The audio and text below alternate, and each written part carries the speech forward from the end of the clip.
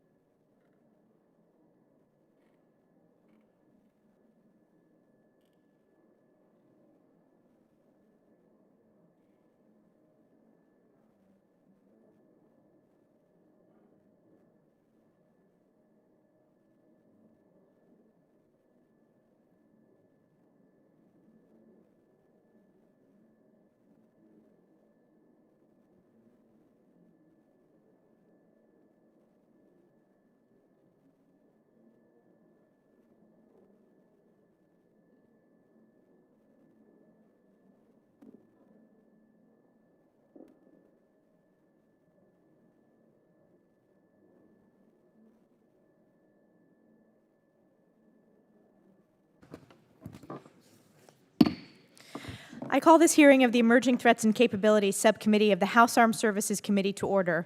I am pleased to welcome everyone this morning to a very important hearing entitled 3 Decades Later, a Review and Assessment of U.S. Special Operations Forces 30 years after the creation of U.S. Special Operations Command.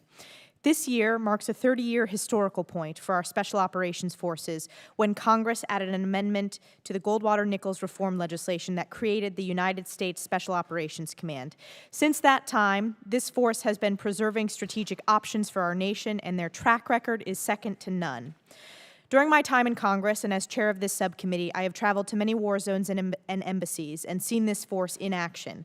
I can say from firsthand experience that I'm continually impressed and humbled by the men and women conducting these important missions, and our nation can truly be proud of their accomplishments. And although this hearing offers an opportunity for reflection, in some ways the threats that Special Operations Forces respond to are as timeless as warfare itself and have existed in the form of irregular and asymmetric challenges from state and non-state actors alike. These challenges, and indeed those of the past 16 years since 9/11, have demanded a heavy focus on counterterrorism and direct action skills for this force. But how much that experience will shape our thinking about future conflicts remains to be seen. And despite this constant theme, the world at large continues to change, and we must not let today's war overshadow the need to prepare for the wars of tomorrow. While the global CT fight continues, adversarial advances in synthetic biology, quantum computing, information warfare, and indeed the proliferation of more than 10 trillion sensors and devices connected to the internet presents risks for tomorrow. However, if managed right, these risks become great opportunities for this highly capable force. In thinking about the years ahead, we must ask hard questions after nearly 16 years of constant war, including what parts of this force are broken and what needs to be repaired quickly. What adversarial nation states are advancing faster and achieving a qualitative edge over our forces, and what must we do to ensure that our special operations forces are postured for the next 30 years to mitigate our most pressing national security concerns and to continue to preserve strategic options for our nation. As in the past, Congress will play a major role by aligning resources and policy to keep special operations effective, silent, globally postured, and when necessary, absolutely lethal. To do that, we will need the help of our witnesses before us this morning. Ms. Theresa Whelan, Principal Deputy Assistant Secretary of Defense for Special Operations and Low-Intensity Conflict, and General Raymond Thomas, Commander, U.S. Special Operations Command. It is worth noting that Ms. Whelan, although also performing the duties of Undersecretary of Defense for Policy, is appearing today before the committee in her capacity as Principal Deputy Assistant Secretary of Defense. I'd like to turn now to my friend and ranking member, Mr. Jim Langevin from Rhode Island, for any comments he'd like to make. Thank you, Chairman Stefanik, and thank you, Ms. Whelan and General Thomas, for being here today. Look forward to your testimony this morning. And General, in particular, I want to thank you for your service to the nation and all the men and women who serve under your command. Despite not having a detailed budget request submitted by the administration, there are many issues regarding the command and our Special Operations Forces to be discussed by the committee today. Approximately 30 years ago, Congress established SOCOM to ensure joint and ready Special Operations Forces capable of defending U.S. national security interests. For the last decade and a half, we've relied heavily on SOF to perform activities in support of counterterrorism operations. However, we must keep in mind that SOF activities such as unconventional warfare, foreign internal defense, counter-messaging, and hostage rescue remain equally important to countering aggression of other actors, including nation-states. Despite drawdowns of conventional forces and overseas contingencies, the demand for SOF remains high across the combatant commands. SOF are still very much engaged in battle. Sadly, we lost 3 Army Special Forces in Afghanistan fighting ISIL just in April. This high operations tempo has created stress on the force and has affected readiness. Precision and discrimination and use of SOF remain fundamental to not breaking the force. We must also ensure that SOF are employed under policies, guidance, and authorities conducive to achieving our broader national security goals and objectives set forth in clear strategies. This includes both in and outside areas of active hostilities in each theater against each threat. And this requires us to be mindful when considering or legislating operational authorities. SOCOM and Assistant Secretary for Special Operations and Low-Intensity Conflict clearly have a lot on their plate. In addition, last year, SOCOM was assigned the responsibility for synchronizing the countering of weapons of mass destruction mission from Strategic Command. SOCOM has always been involved in CWMD and brings a depth of knowledge to employing a left-of-boom approach conducive to our strategy. The threats our nation faces today are ever-evolving and complex and will continue to shape our Special Operations Forces and policies for employment of those forces. I certainly look forward to hearing from our witnesses today on these topics. Again, I thank you for all the extraordinary work that you and the Special Operations Forces perform on behalf of our nation day in and day out in very dangerous areas, performing very dangerous missions. And we thank you all for your service. With that, I yield back the balance of my time. Thank you, Mr. Langevin. Immediately following this open hearing, the committee will reconvene upstairs in 2337 for a closed classified roundtable discussion with both of our witnesses. Before we begin, I remind our witnesses that your full written statements will be submitted for the record, and we ask that you summarize your comments in 5 minutes or less. Secretary Whelan, we will begin with you, and we look forward to your opening statement. Thank you. Chairwoman Stefanik, Congressman Langevin, and distinguished members of the committee, I'm honored to appear before you today in my capacity as the Principal Deputy Assistant Secretary of Defense for Special Operations and Low-Intensity Conflict. I'm pleased to share this table with General Tony Thomas, who has served at the forefront of the Special Operations Forces at all levels of command. Our entire SOLIC team is proud to partner with him and his command in forging the future of DoD Special Operations. I'd like to thank you and your predecessors for the foresight to create SOLIC and SOCOM 30 years ago and for your commitment to maintaining that vision over the last 3 decades. We are grateful for this committee's support for special operations as evidenced by the resources, authorities, and depth of understanding you provide in your oversight. Our military is stronger and more capable due to your efforts. Today, I will focus on 3 topics. First, winning the current fight and defeating emerging threats. Second, building on the foundations of Section 922 ASD SOLIC authorities. And third, continuing to hone the edge of SOF personnel and capabilities. SOF is a vanguard force, encountering emerging threats at the leading edge of the modern security landscape. In the last 15 years, we have encountered a networked enemy. We flattened our organizations and accelerated our targeting cycles, and we built a network to defeat them. We now face advanced transregional threats that demand greater levels of coordination and collaboration, and we are redoubling our focus on building relationships with international and interagency partners. Today, SOLIC provides oversight and advocacy for the Special Operations budget, which is approximately 1.8% of our defense budget in 2017. And we directly manage over $2 billion in various budgets that support counterterrorism and counter-narcotics efforts.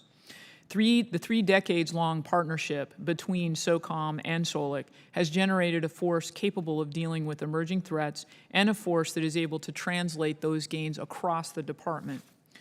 We will win the fight against VEOs and protect our citizens, vital interests, allies, and partners. This requires a long-term strategic approach that combats terrorists, disrupts terrorist networks, discredits extremist ideologies, and diminishes factors that contribute to recruitment and radicalization. Sustaining funding and flexible legislative authorities have been instrumental to these efforts. I want to thank the committee for establishing Section 127E, formerly known as Section 1208, as a permanent authority. The maturation of this program has provided our warfighters a powerful tool to employ to support our allies, attack our enemies, and protect our force, and is a great example of interagency synergy enabled by strong congressional support and oversight. Congressional support for countering threat finance and transnational organized crime is also crucial to our overall efforts.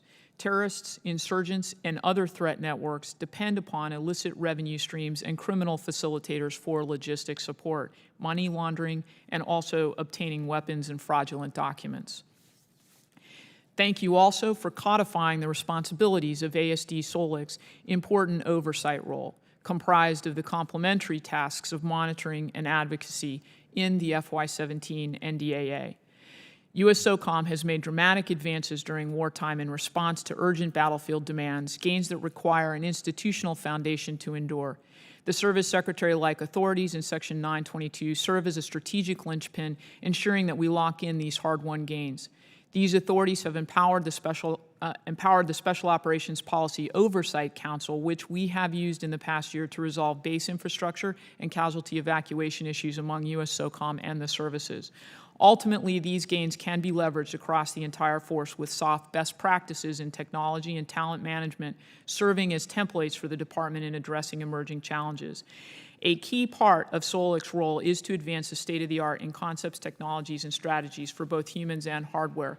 Our Combating Terrorism Technical Support Office leads this effort within SOLIC by developing cutting-edge technologies for SOF, the interagency, and law enforcement. The soft truths state that humans are more important than hardware. As we continue to provide agile and innovative capabilities, we must also continue to maintain and sustain an elite workforce suited to the unique and diverse demands of 21st century warfare. For more than 30 years, SOF has remained at the leading edge of global megatrends. We have employed SOF in consequential battles, and we have seen SOF diminish threats before they evolve.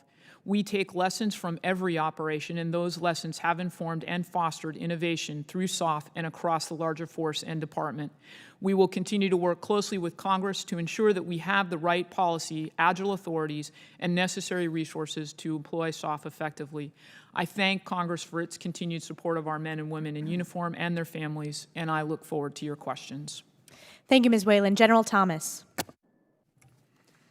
Chairwoman Stefanik, Ranking Member Langevin, and distinguished members of the committee, thank you for the opportunity to appear before you today. I'm especially grateful to be here with Principal Deputy Assistant Secretary Whelan in a session dedicated exclusively to special operations, as it provides us the opportunity to discuss in detail the unique requirements, capabilities, and challenges associated with your United States Special Operations Command.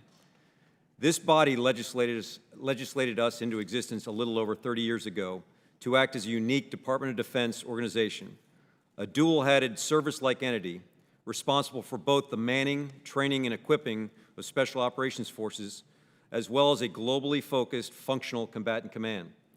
In fulfilling the first role, which continues to be our primary function, I believe we have consistently provided the world's best Special Operations Forces to the geographic combatant commanders.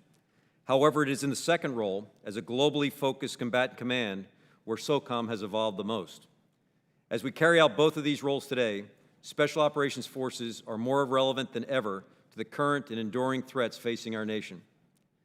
We have been at the forefront of national security operations for the past 3 decades, to include continuous combat over the past 15.5 years. This historic period has been the backdrop for some of our greatest successes, as well as the source of our greatest challenge, which is the sustained readiness of this magnificent force. We are thankful for the resources you have provided, not only to operate this force, but also to perform the critical sustainment efforts that underpin our most precious resource, our people. Last month was particularly difficult for U.S. SOCOM, losing its 407th hero, Staff Sergeant Dialankar, in a firefight in Nangarhar Province in Afghanistan, while operating alongside his Afghan partners. Then last week, we lost Ranger Sergeants Thomas and Rogers, our 408th and 409th casualties, respectively. This comes on the heels of 16 other combat fatalities since I assumed command a year ago, and is a stark reminder that we are a command at war and will remain so for the foreseeable future.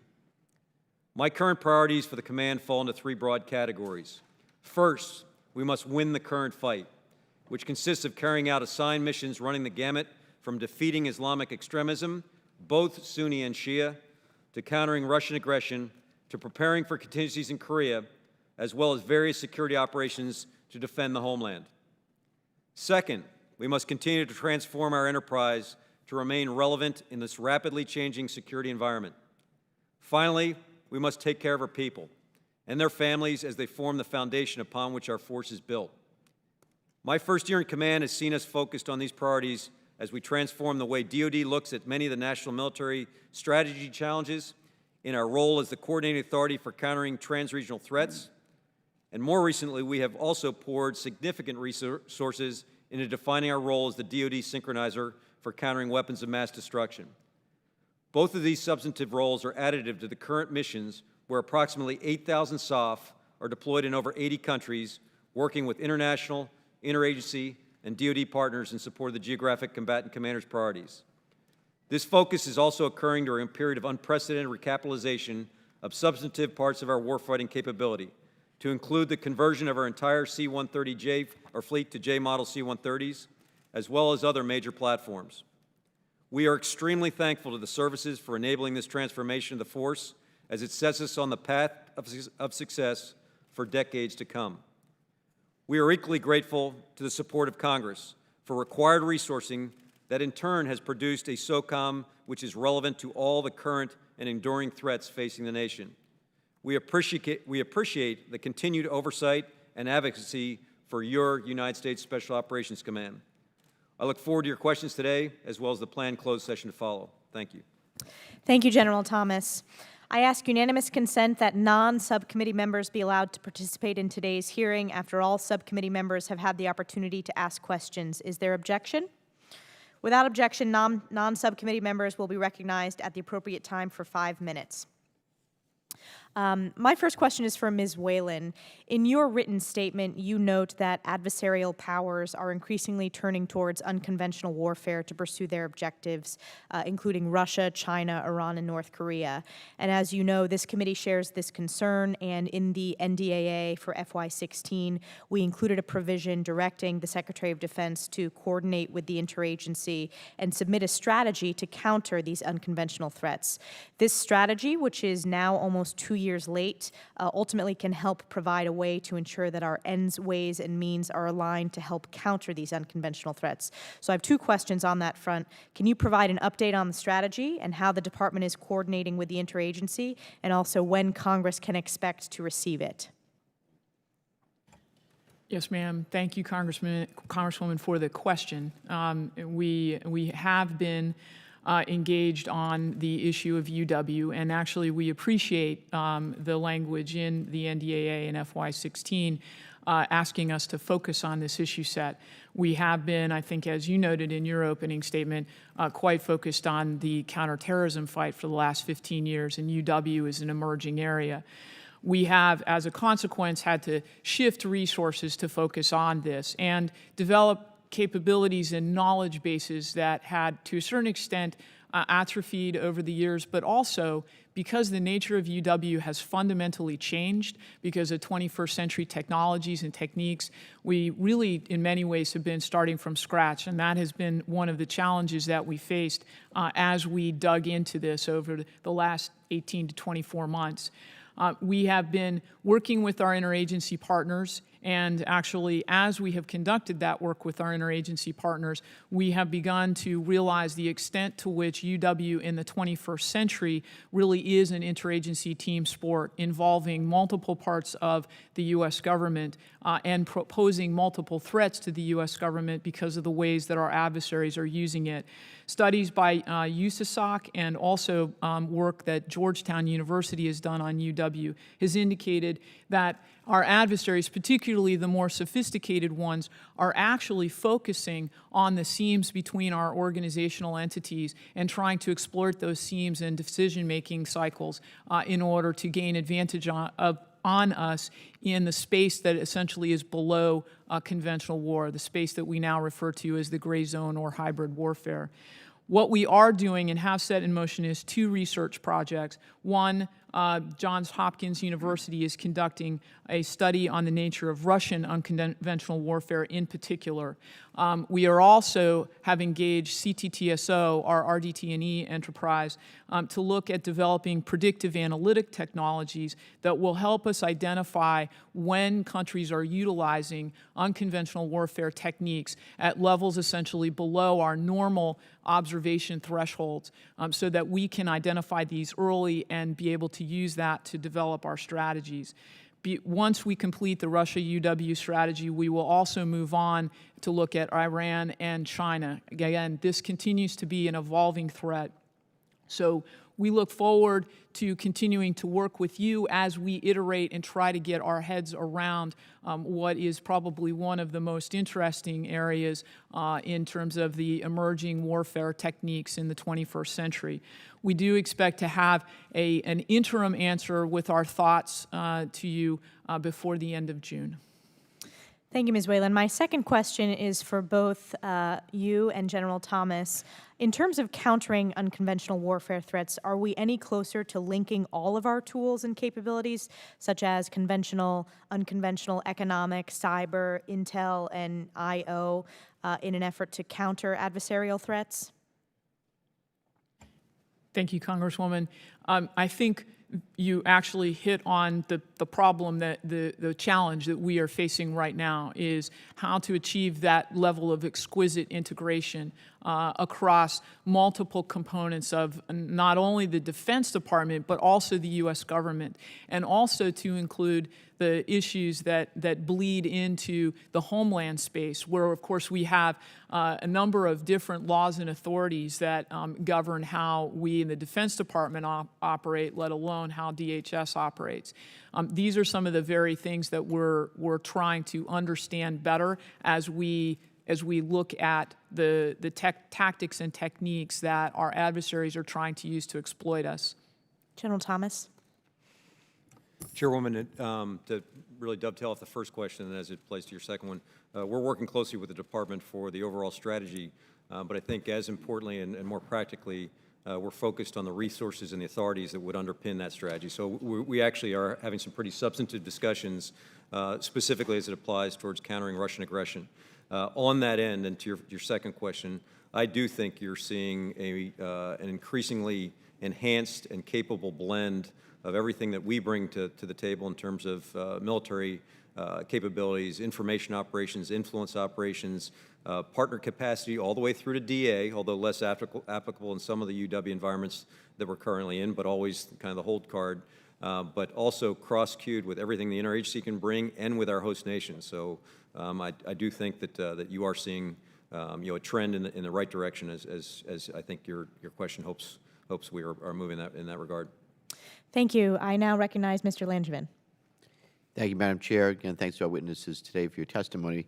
Ms. Whelan, Section 922 of the National Defense Authorization Act for fiscal year 2017 focused on solidifying the roles and responsibilities of the Assistant Secretary of Defense for Special Operations and Low-Intensity Conflict as they relate to the administrative matters of SOCOM. Can you please provide an update on how this provision is being implemented and how the relationship between ASD SOLIC and SOCOM has been shaped by the provision? Thank you for the question, Congressman.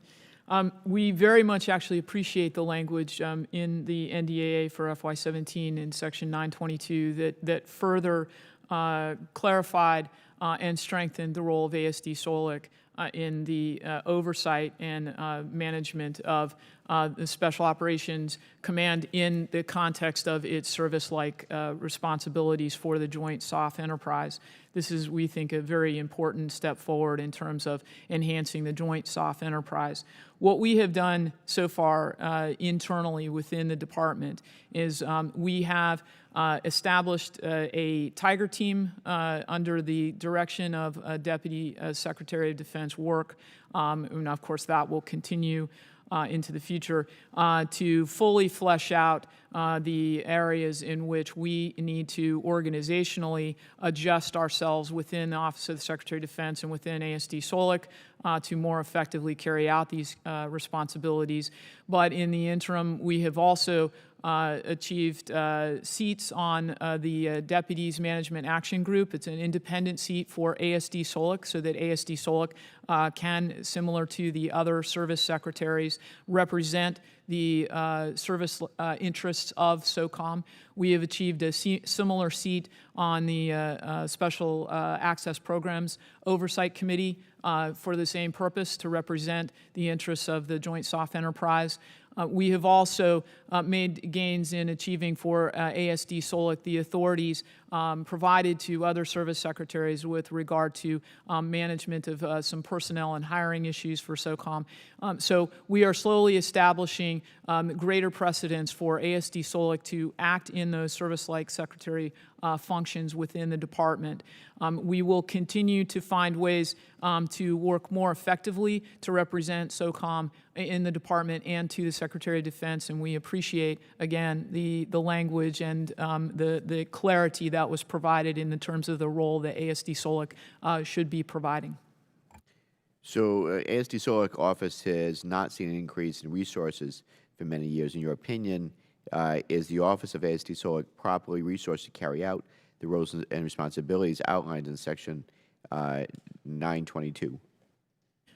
Thanks for the question, Congressman. So you're correct. We have not seen an increase. In fact, we've actually downsized because of requirements for downsizing of the federal workforce, particularly at major headquarters organizations. However, that is one of the functions of the Tiger Team, is looking at the language in 922, determining what functions the ASD SOLIC must provide in order to fully implement that language, and then essentially determining a troop to task requirement and whether or not how we can meet those in terms of the workforce while staying within the requirements for downsizing. And what's the status of the Special Operations Oversight Council? The SOPOC, the Special Operations Oversight Council, actually meets regularly. It has had it meets at multiple levels: a working level, a mid-level, a sort of general officer, one-star, deputy assistant secretary level, and it also meets at the principal's level, the assistant secretary level. It has had multiple meetings at the working level on a day-to-day basis to resolve issues that come up with related to SOCOM and management, personnel, training issues, and also resourcing issues.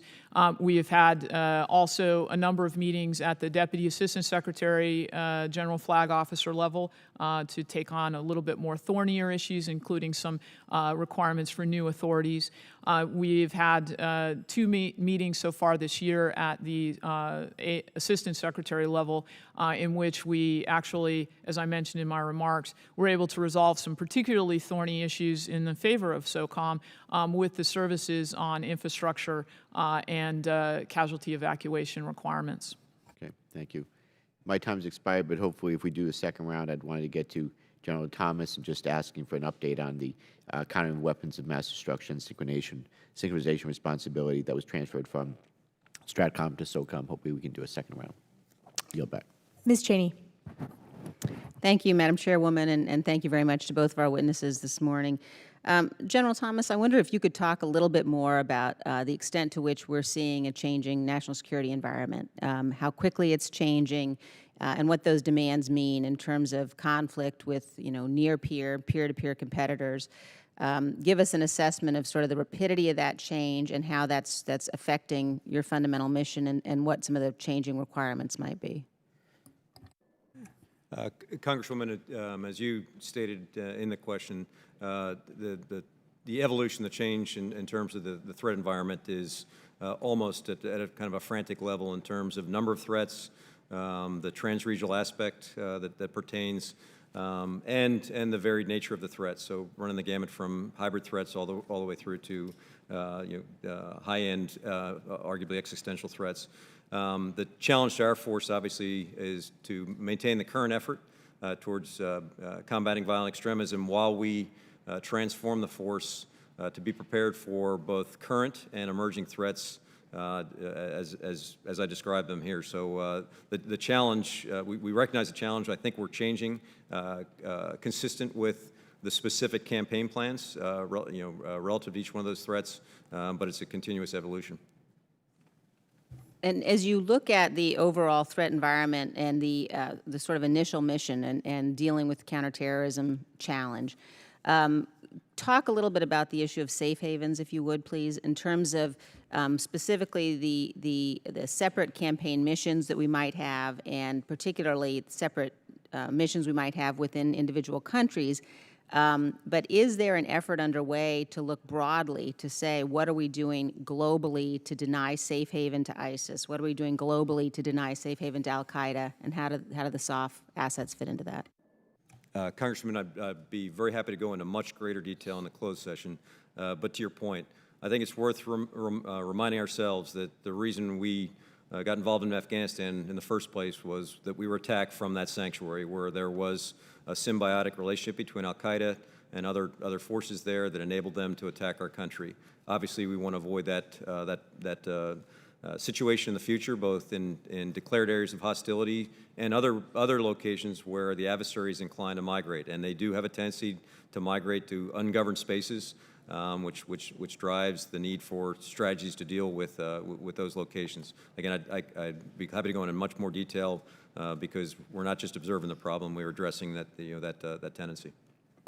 Thank you. And in terms of the work that we're doing with partner nations, and this is also a question for Secretary Whelan, with partner forces, how we're working in terms of building capacity in those partnership relationships. Could you talk a little bit about how that's developing and how we can be most effective in terms of working with our allied forces and partnership capacity training? Thanks, Congresswoman, for the question. Actually, I think that we've made significant advances in the area of capacity building. DoD now, thanks to the new legislation, 333, has, I think, greater flexibility in the use of in Title X resources, which we are now also working with State Department to ensure that those resources are implemented in a complementary fashion to the Title 22 FMF resources that they have. So not only do we have the flexibility that we need, but I think that we are continuing to develop improved ways of managing the programs such that we can assess the effectiveness of those programs in terms of achieving our strategic objectives.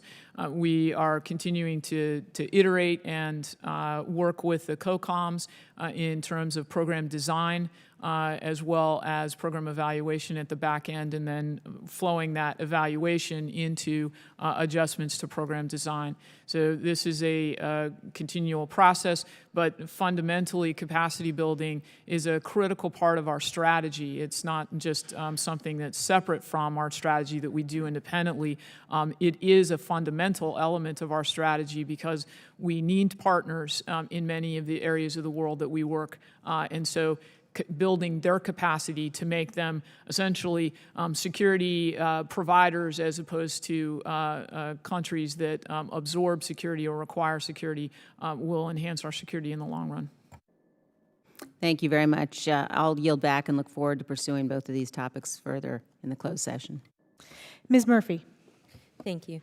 Thank you, General Thomas and Ms. Whelan, for being here today and for your testimony. As I shared with General Thomas at the Special Ops Caucus breakfast this morning, I had the honor of serving in OSD SOLIC in the Special Ops Countering Terrorism Directorate in the mid-2000s, and I'm grateful to be engaging on this issue today, and I'm looking forward to visiting SOCOM headquarters on Friday this week with my colleague, Congresswoman Kathy Castor.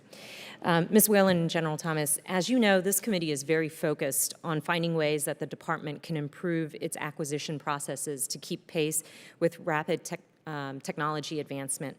I understand that SOCOM uses alternative acquisition authorities and exemptions with great success, including the regular use of other transactional authority, which was granted to the department as an alternative business process to quickly and flexibly fund research and prototype development. For example, I understand that SOCOM has set up a business and technology incubator called SoftWorks using OTA. Can you talk a little bit about what SoftWorks does in downtown Tampa and discuss where SOCOM's use of alternative business processes has helped field game-changing technology?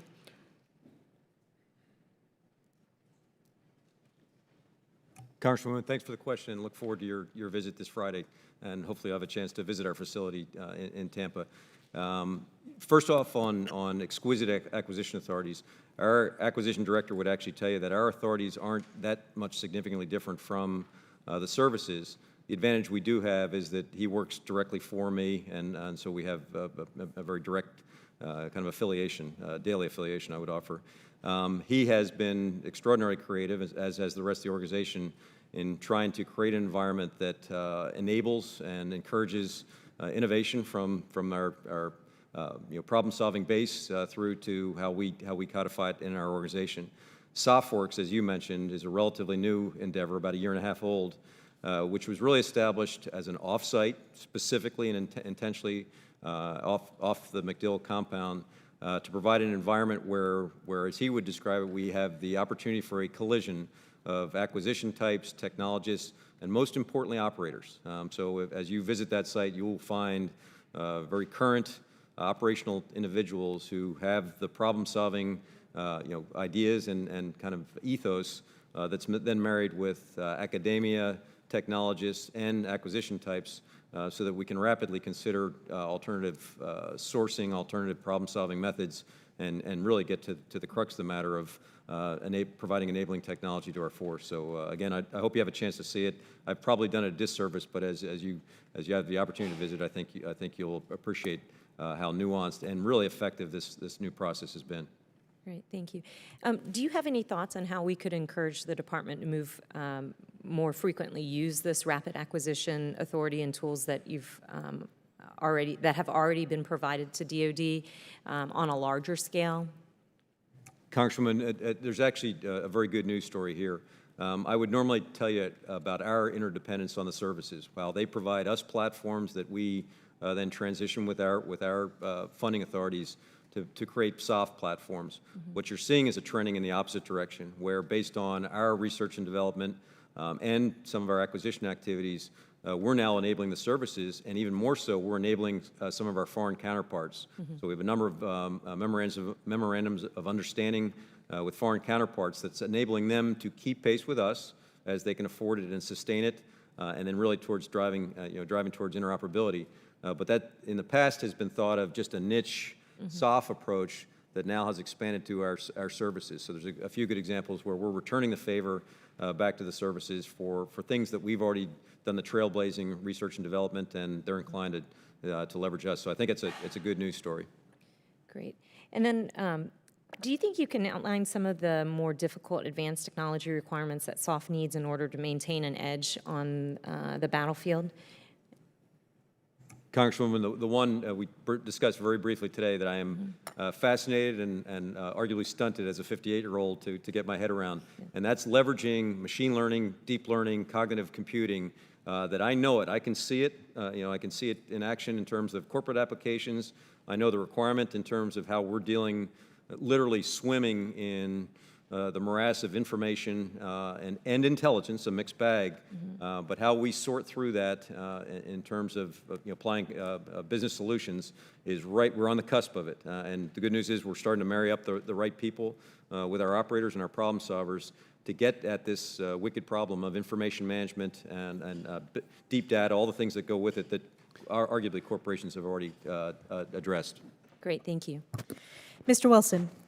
Thank you, Chairwoman Elise Stefanik, for your leadership on emerging threats.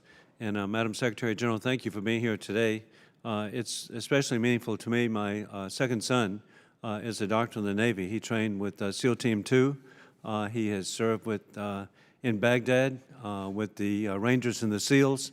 I was on a delegation one time with Congressman Mike Pence of Indiana. And while we were there, my son gave you the highest backhanded compliment. He claimed that the Rangers are good too.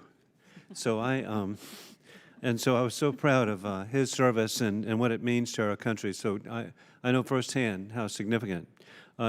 General, your organization is funded differently from other commands, but can you highlight the effects, particularly on readiness, of your organization if we do not successfully address the issue of sequestration?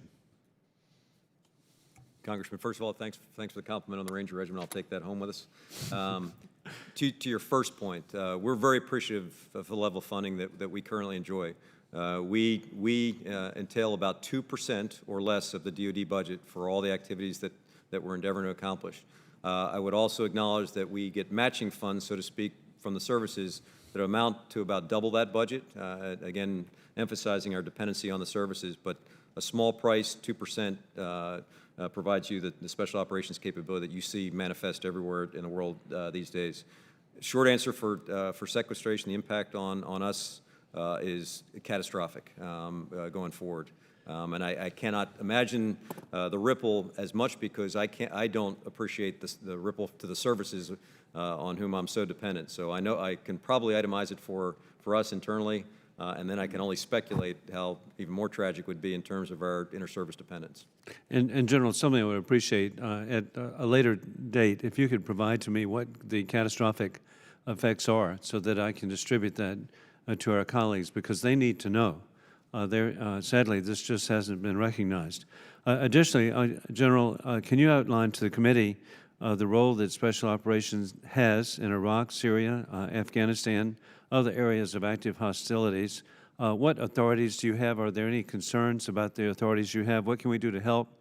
I'm particularly concerned about rules of engagement.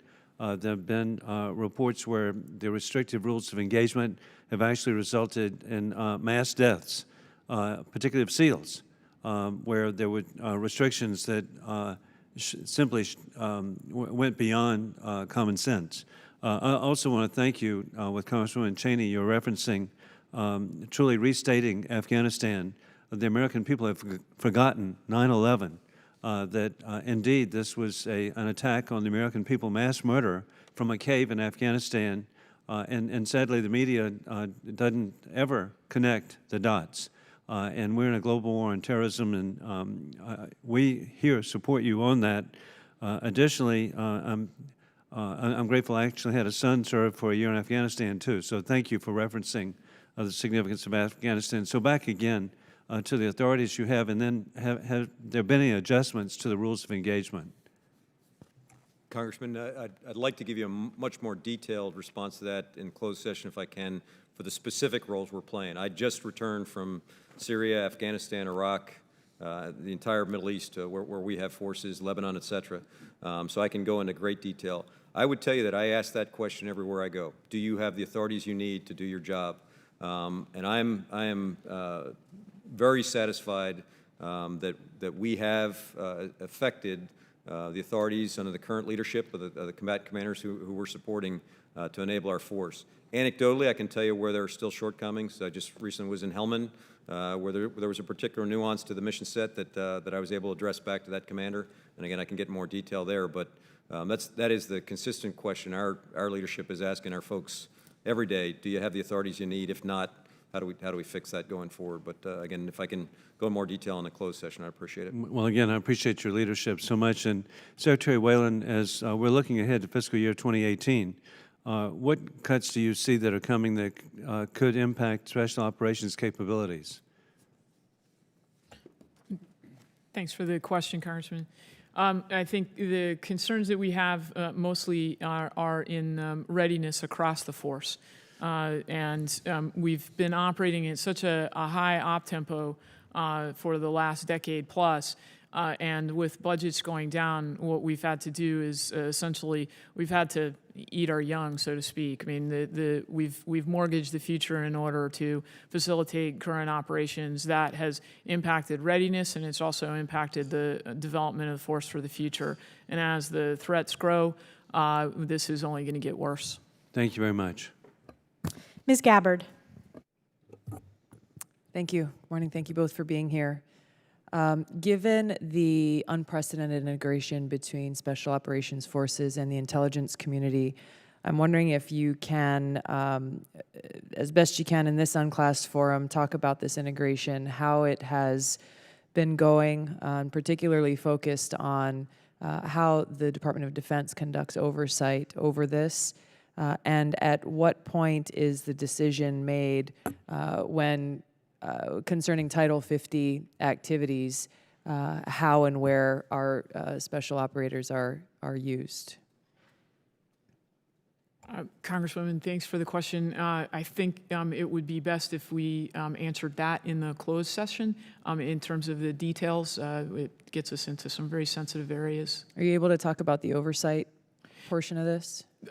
What I can say is that we have a very proactive relationship with the commands and then also our counterparts in the intelligence community. And there is an active dialogue that takes place all the way up to the Secretary of Defense. And he engages with his counterpart regularly. So I think I would say that we have very effective oversight between the two elements of the U.S. government. Okay, thanks. Looking forward to continuing this in the closed session. Given the unique capabilities that you both have talked about here that our special forces offer to today's environment, the high operational tempo has resulted in some of the readiness challenges that you've mentioned as well. can you talk a little bit about how to address that? Is there a look to increase the numbers of special forces that we have to deal with and address the environment that we're facing? How much and how quickly, and how can we get to a place where this is sustainable and it's not creating such a stress on our troops and their families? Congresswoman, I'll take a shot at that one. Part of the friction I would offer is driven by really two aspects. One is the deployment tempo, in some cases unforecasted. For instance, Afghanistan, the expectation was that we were going to be finished in 2014. We're now throttling into 2017 and beyond. So that unexpected aspect of continued deployment where we would otherwise recapitalize people and capabilities elsewhere is something that has been a challenge to manage, but we're able to do so right now. The other part is the transformation piece I mentioned earlier. Again, based on some assumptions on when we might be able to afford the opportunity to transform some of our platforms, specifically our C-130s and others. Good assumptions were made. They're being challenged by current events, so adds a little extra friction. I mention that because I closely monitor the parts of our force that are under the most stress, and I can get into them specifically in the closed hearing probably better, but there are forces that are meeting themselves coming and going in some regards. Others are in better balance, and we're trying to kind of create better balance across the force in its entirety going forward, but it is a challenge. Can you talk about the rate of suicide amongst your troops and how it compares to the rates that we're seeing in other branches of the military, and what the Defense Health Services are doing to help address that? Congresswoman, we are as or more challenged than the other services in the armed forces. That may come as a surprise to you, and I don't want to get into the morbid statistics, but we are suffering the same challenges as the rest of the services. We have doubled and tripled our efforts in terms of awareness amongst both our leaders, and truthfully, this is leadership as it permeates down to the lowest level of our force. We have doubled and tripled our efforts in terms of availing our service members to the services that otherwise might mitigate the challenges that they're facing, but nonetheless, we still suffer from this challenge, and we're absolutely trying to rectify it. It's a primary focus for us. Yeah. Thank you. Thanks. Look forward to continuing the conversation. Yield back. A few members have additional questions before we go to the closed classified session. My question, General Thomas, broadly, you note that SOCOM is preparing for conflicts of the future. What are future conflicts you fear the most, and how are you prioritizing preparation for those conflicts? Chairwoman, I don't fear the future conflicts as much as I'm concerned about our ability to get it right, to anticipate the essence of the requirement.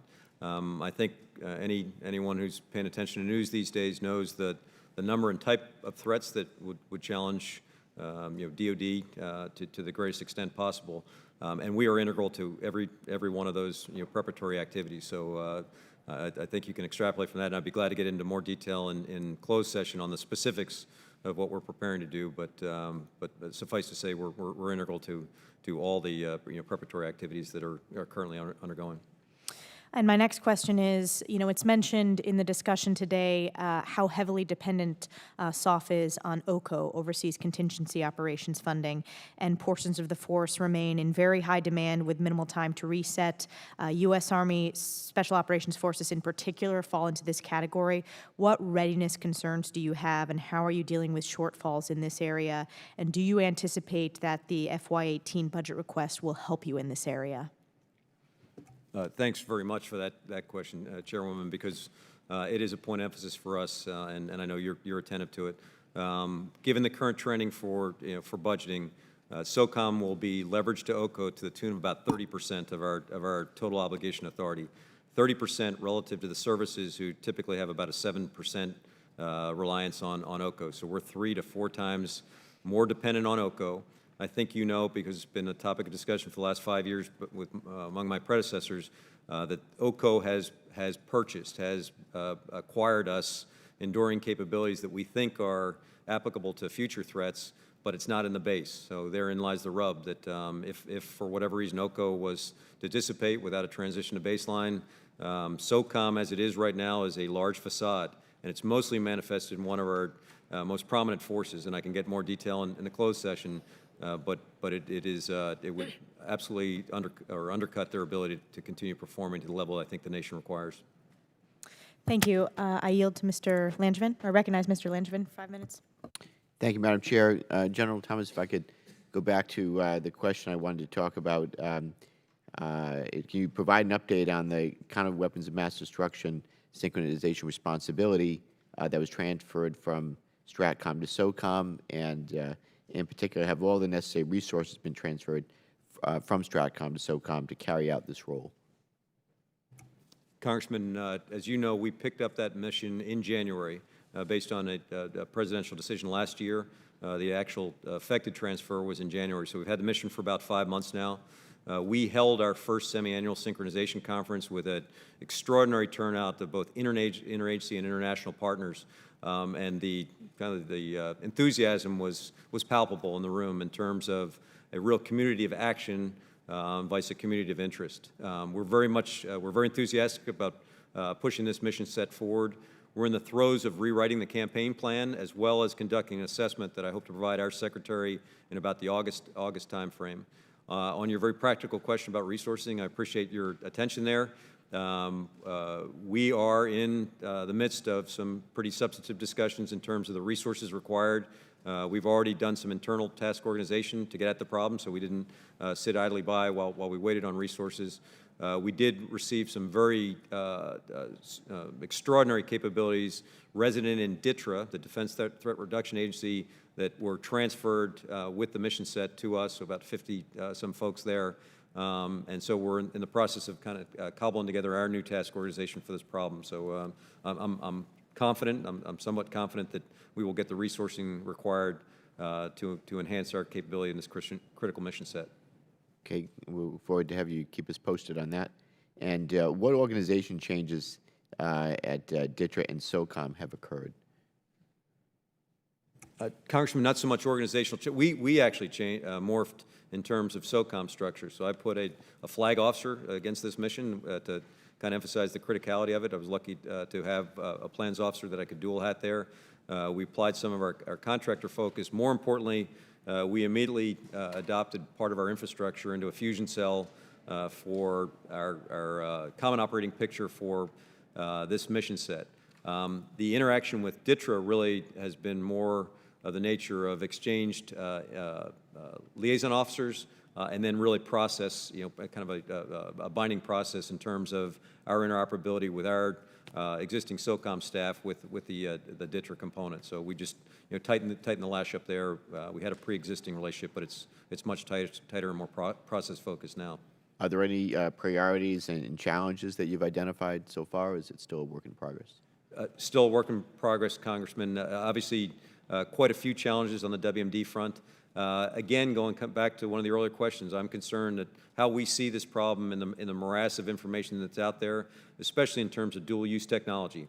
How do we see the flow of innocuous dual-use technology and otherwise nefarious technology, and then how it's integrated into our whole of government and our international approach to the problem set. So I am concerned going in, only because I'm not as attuned to the set as I probably want to be, but we're endeavoring to get there. Ms. Murphy.